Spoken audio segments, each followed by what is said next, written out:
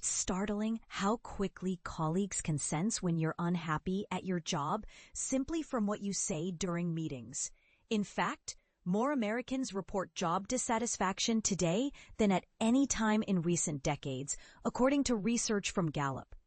This trend isn't shocking when you consider how many people face hurdles just landing a job, then struggle to find purpose, financial security, stability, or opportunities for growth once employed. Even if a job is just a means to support your life outside work, rather than your passion, coworkers and managers often pick up on when you're disengaged or dissatisfied, sometimes from the smallest slip of the tongue. Subtle phrases, tone, and behaviors like arriving late or procrastinating important tasks can reveal your true feelings about your job. Whether you are quietly battling to find meaning or simply disillusioned, others around you are likely noticing and often forming judgments. Here are 11 telltale things you might say in meetings that broadcast your unhappiness at work. 1. It doesn't matter. Successful employees typically balance creativity with attention to detail.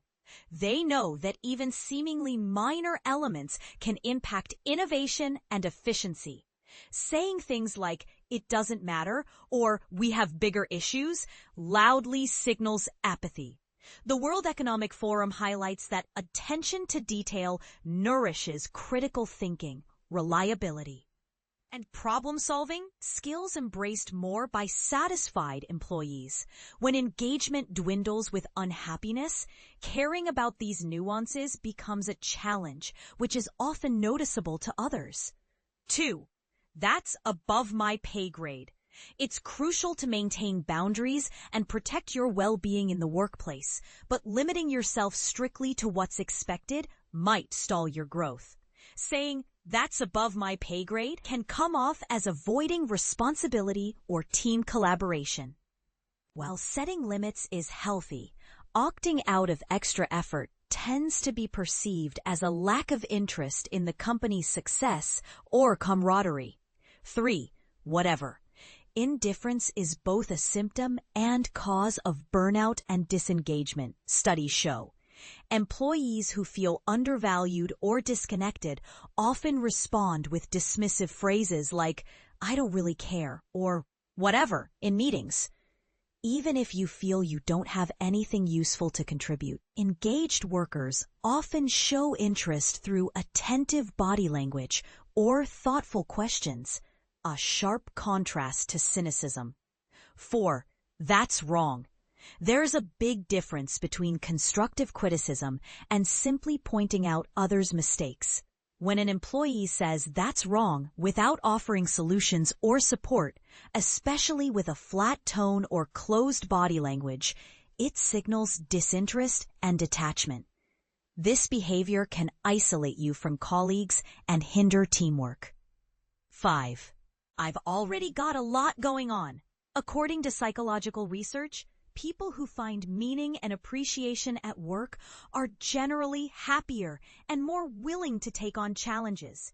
Using excuses like "my plate is full" without suggesting how you might manage responsibilities can reveal a lack of engagement, often because you don't feel supported or motivated. 6. What are we talking about? Disengaged employees often lack awareness of the broader organizational goals or the why behind their tasks. Entering meetings confused about the purpose or asking "why does this matter" shows they haven't invested in understanding the bigger picture. Curiosity and initiative are often missing in such cases. 7. I just work here. While not everyone finds passion or purpose in their jobs, employees who excel usually remain engaged and dependable, even if their enthusiasm is limited. Relying on phrases like "I just work here" to deny accountability or avoid extra effort reflects a disengaged mindset. Remember, even if your job isn't your passion, you can cultivate skills, connections, and habits that help you grow and thrive professionally. 8. Good luck with that. Dismissive comments like, "good luck with that," during meetings often betray deeper dissatisfaction. Sometimes this disinterest stems from feeling undervalued or mistreated, rather than a lack of purpose. Gallup's research points out that employees who believe their employers care about their well-being tend to be more engaged. Without that trust, cynicism can flourish. 9. Just tell me what to do. Employees who are happy and invested usually show initiative. They ask questions, anticipate needs, and look for ways to contribute. Saying, "just tell me what to do," reveals a lack of curiosity and motivation, suggesting you prefer to be spoon-fed instructions instead of taking ownership. 10. I don't get paid enough for this. The reality in many workplaces today is that simply working hard isn't sufficient for advancement. Success often requires advocating for yourself, showing resourcefulness, and going beyond core duties. Mentioning, "I don't get paid enough," during meetings can come off as entitlement, especially if paired with disengagement. 11. Not my circus, not my monkeys.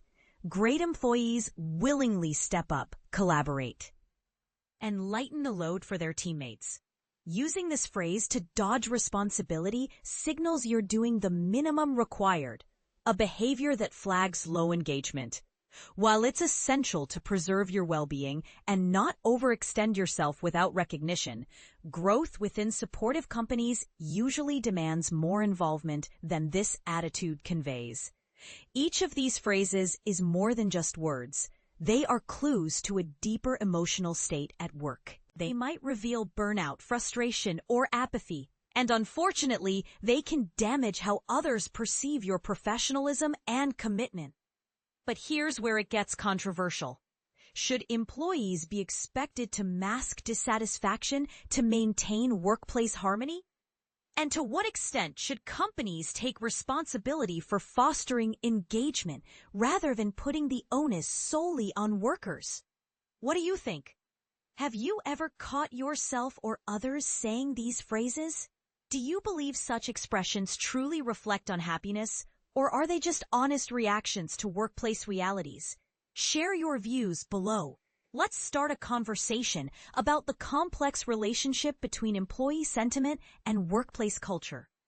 Written by Zeta Slabakorn, a staff writer with expertise in social relations, policy, and gender studies, focusing on psychology, relationships, and human interest topics.